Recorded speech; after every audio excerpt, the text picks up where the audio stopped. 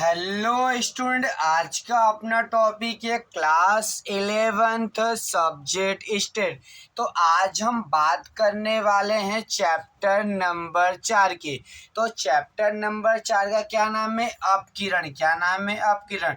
तो इस चैप्टर का पिछला आपके 4 वीडियो हम क्या कर चुके हैं? अपलोड कर चुके हैं, जिसके अंदर हमने अपकिरण के माप, तो अपकिरण के कितने माप है? तो अपकिरण के हमारे कितने माप है? 4 माप है। पहला विस्तार, दूसरा चतुर्थक विचलन, तीसरा औसत विचलन और चौथा प्रमाप विचलन। जिसमें से हमने पिछले 4 वीडियो में हमने विस्तार और चतुर्थक विचलन का हमने क्या कर दिया है? स्वाध्याय के साथ हमने इसका सॉल्यूशन कराया है। तो आज का अपना टॉपिक होने वाला है औसत विचलन। क्या होने वाला है? औसत विचलन। अब औसत विचलन का हम सबसे पहले हम बात करते हैं, तो इसे इंग्लिश में मतलब इसे संकेत में क्या कहते हैं? इसे संकेत में कहते हैं एमडी। क्या कहते हैं? एमडी मतलब मीन डिवीजन। तो सबसे पहले हमारा पहला काम क्या होगा? तो हमारा सबसे पहला काम होगा वह फॉर्मूला आपको समझाना है और आप लोग लिखिएगा फॉर्मूला, जिससे आपको सवाल करने में क्या सरलता रहे। तो ध्यान से सुनिएगा फॉर्मूला हम कैसे लिखते हैं और कैसे आपको याद करना है।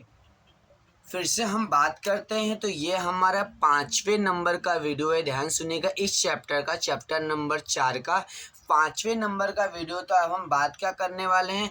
तो स्टैंडर्ड 11th सब्जेक्ट स्टेट और चैप्टर नंबर 4 अपकिरण। तो हमारा टॉपिक फिर से मैं रिपीट करना चाहता हूँ, अगर आप लोगों ने न ध्यान दिया हो तो हमारा टॉपिक आज का औसत विचलन, जिससे इंग्लिश में मतलब हम क्या कहते हैं? Mean division. और संकेत क्या होता है इसका? एमडी। तो इसमें सबसे जो हमारा जो पिछला 2 माप था, तो उसके तुलना में थोड़ा सा ये कठिन रहने वाला। ध्यान सुनिएगा। हाँ, अगर ये आपको फॉर्मूला याद है तो आपके लिए ये भी माप कैसा है? आपको सरल है। तो हम क्या करेंगे? सबसे पहले अगर मैं बात करता हूँ, तो सबसे पहले हम बात करते हैं कि हमें क्या निकालना है। तो हमें अवर्गीकृत माहिती हेतु, अवर्गीकृत माहिती हेतु, अवर्गीकृत माहिती हेतु। अब अवर्गीकृत किसे कहते हैं? तो मोस्ट ऑफ लोगों को ये पहचानना आता नहीं है। तो हम आपकी लैंग्वेज मतलब आपकी भाषा में क्या कहेंगे भाई?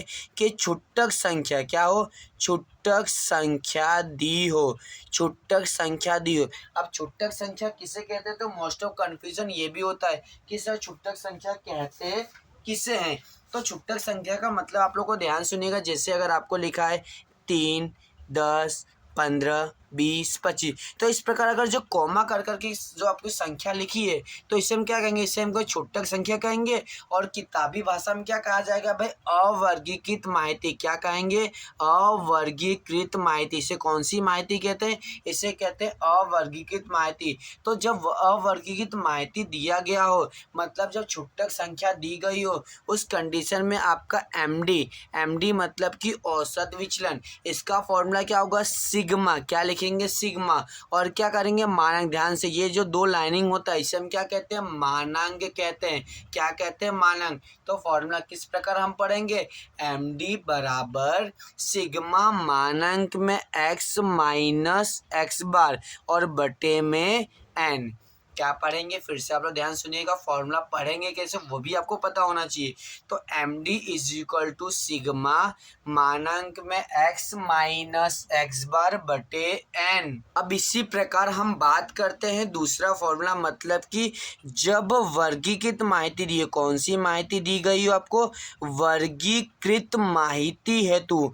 अब वर्गीकृत माहिती में भी 2 प्रकार के फॉर्मूले होते हैं। मतलब पहला कौन सा फॉर्मूला? कि जब असतत माहिती, कौन सी माहिती आपको? असतत माहिती। अब असतत किसे कहते हैं ये हमें पहचानना आता नहीं है, तो कोई बात नहीं, ध्यान सुनिएगा। असतत का मतलब क्या होता है?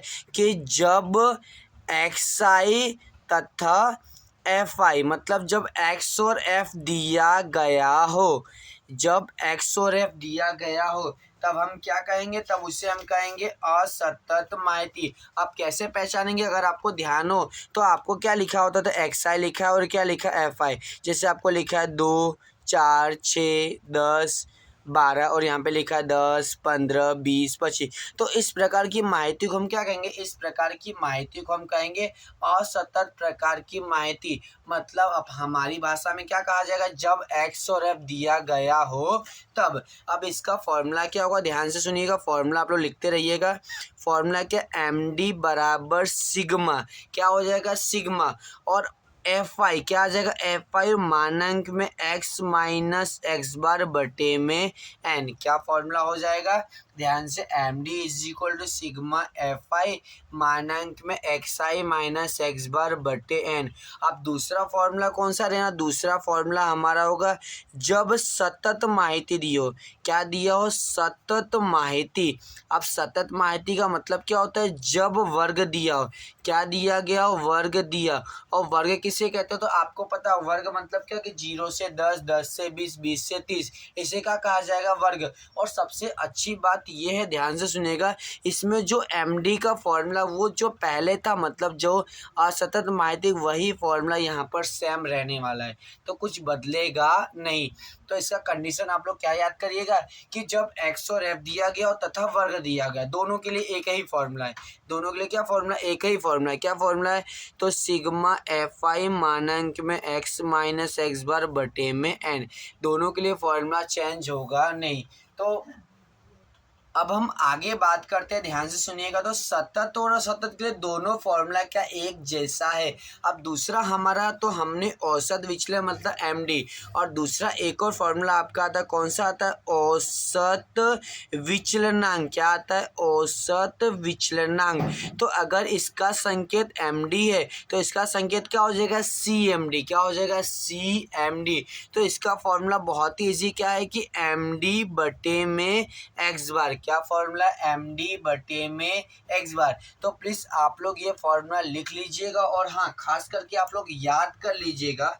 तो अब हम आगे बात करते हैं, थोड़ा हम सम्स सीख लेते हैं। किसका, तो आज का हमारा टॉपिक कौन सा, फिर से एक सम्स की शुरुआत करते हैं हम।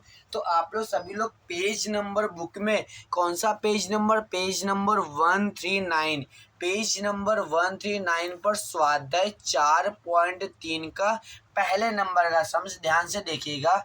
क्या, फिर से बात करते हैं, पेज नंबर 139 स्वाध्याय 4.3 का पहला सवाल।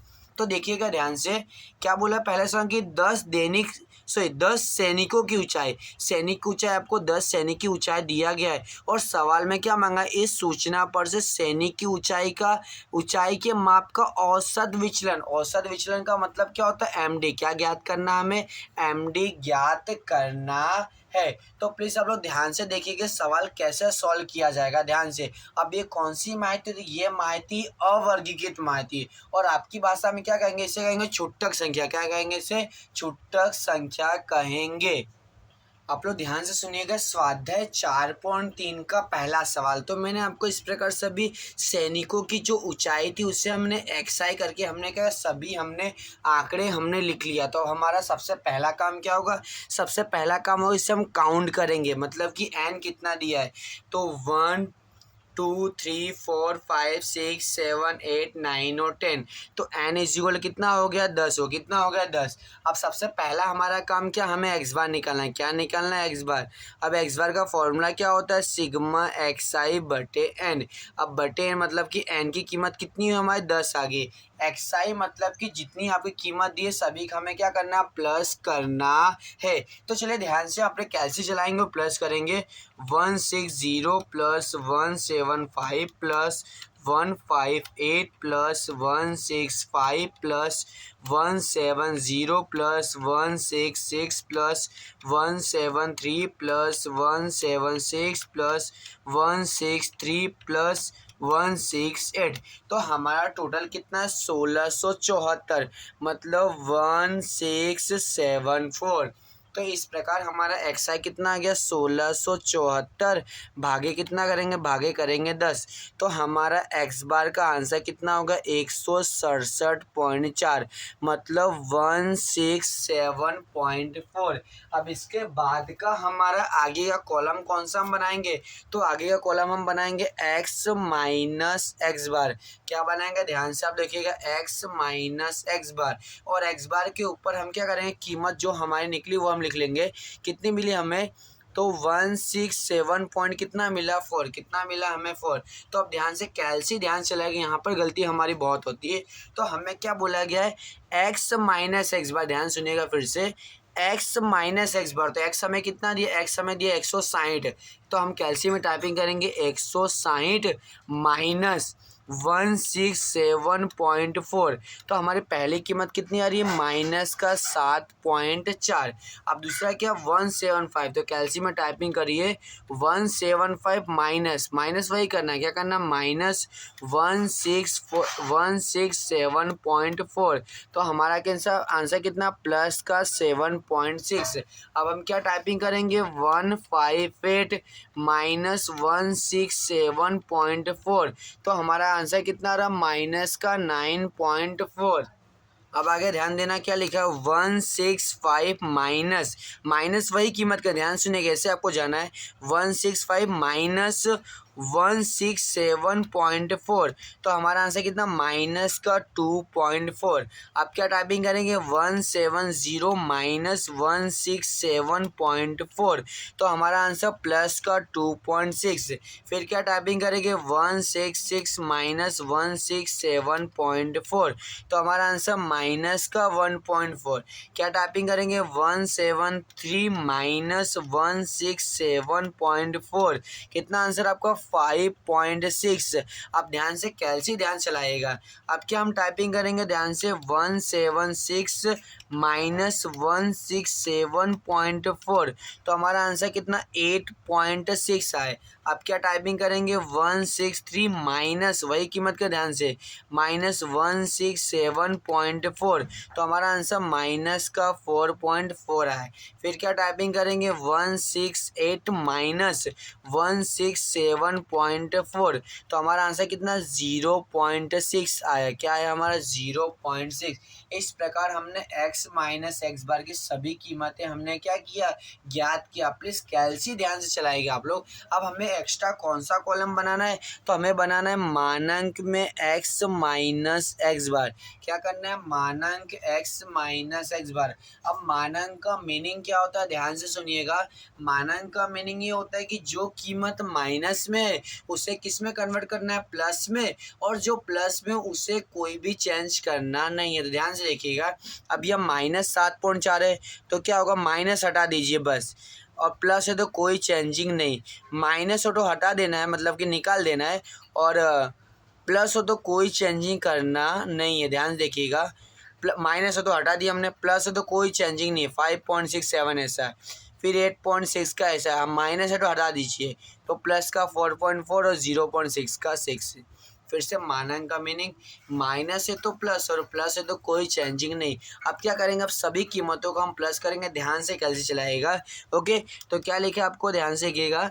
तो आपको लिखा 7.4 plus 7.6 plus 9.4 plus 2.4 plus 2.6 plus 1.4 plus 5.6 plus 8.6 plus 4.4 plus 0.6 plus. तो हमारा टोटल कितना आ रहा है 50। कितना हमारा टोटल आया 50 आया। कैलसी चलाने में गलती तो हमारे सवाल 110% की गलती होनी ही होनी है, पर हम कैलसी गलती करेंगे नहीं। तो हमारा टोटल कितना है 50। अब हमें एक सवाल में क्या बोला था, हमें सवाल में बोला था औसत विचलन। क्या बोला गया था, औसत विचलन, जिससे हम संकेत में क्या कहते हैं, एमडी। क्या कहते हैं, एमडी। तो फॉर्मूला हमारा क्या आएगा यहाँ पर, सिग्मा मानांक में x माइनस एक्स बार बटे n। क्या होगा, बटे n। अब n की बात करते तो n हमें कितना मिला, 10 मिला था ना। अब बटे में n हमारा कितना 10 हो गया, और ये हमारा टोटल कितना मानांक का आंसर आपका 50 आया। अब 50 भागे 10 तो आंसर कितना आएगा आपका 5। मतलब md बराबर हमें कितना मिल गया, 5 मिल गया है। अगर ना हो तो आप कैसे चलाए नोट, और कोई दिक्कत नहीं। 50 भागे 10 तो हमारा आंसर कितना है, 5 हमारा आंसर आया है। अब हम आगे बात करते हैं, सवाल में आपको औसत विचलन ही मांगा है, नो डाउट एमडी, लेकिन हम क्या करेंगे एज ए प्रैक्टिस के लिए हम क्या करेंगे औसत विचलांक भी हम क्या करेंगे ज्ञात करेंगे। सिर्फ प्रैक्टिस के लिए सवाल में मांगा गया नहीं है। सवाल में क्या मांगा एमडी, आपका आंसर 5 यहाँ तक कंप्लीट हो गया। बट ऐसे हम प्रैक्टिस करेंगे औसत विचलनांक, जिसे संकेत में, अब इसे संकेत में हम क्या कहेंगे एमडी, तो इसे हम क्या कहेंगे सीएमडी, क्या कहेंगे संकेत में सीएमडी। अब इसका फॉर्मूला हमने बताया था एमडी बटे में एक्स बार, क्या कहेंगे एमडी बटे में एक्स बार। सवाल में ये मांगा नहीं है, बट हम क्या करेंगे ऐसे प्रैक्टिस तो करना पड़ेगा, हमको पता तो होना चाहिए कि कैसे हम कीमत मिलेगा। तो सीएमडी का फॉर्मूला एमडी बटे एक्स बार, तो एमडी का आंसर हमारा कितना 5 आया और एक्स बार हमारा कितना आता है 167.4। अब हम क्या करेंगे भाग करेंगे, तो 5 भागे 167.4, तो हमारा आंसर कितना, हमारा आंसर 0.0298 आए। तो इस प्रकार हमारा आंसर क्या हो जाएगा 0.03। ये क्या हो गया आपका CMD, क्या हो गया CMD। सम्स में ये मांगा नहीं है, फिर से मैं बारंबार बोल रहा हूँ भाई, ये सवाल में मांगा नहीं कि हाँ सर कंपल्सरी नहीं, सवाल यहाँ तक MD तक आपका क्या होगा फिनिश हो गया है।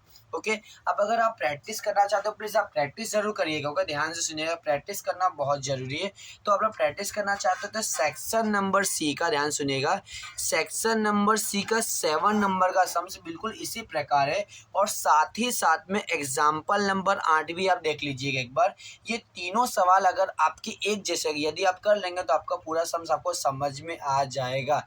फिर से हम बात करते हैं कि भाई मानेंगे कैसे मिला, अभी कोई कन्फ्यूजन है आपके मन में, तो माइनस है तो प्लस, पर प्लस है तो कोई चेंज करेंगे नहीं। अगर आपको वीडियो अच्छा लगा तो प्लीज़ आप अपने दोस्तों को शेयर जरूर करिएगा, जिससे उन्हें भी क्या हो जाएगा सम्स अगर ना आता तो वो लोग सम्स क्या करें सीख सकते हैं। Okay, thank you.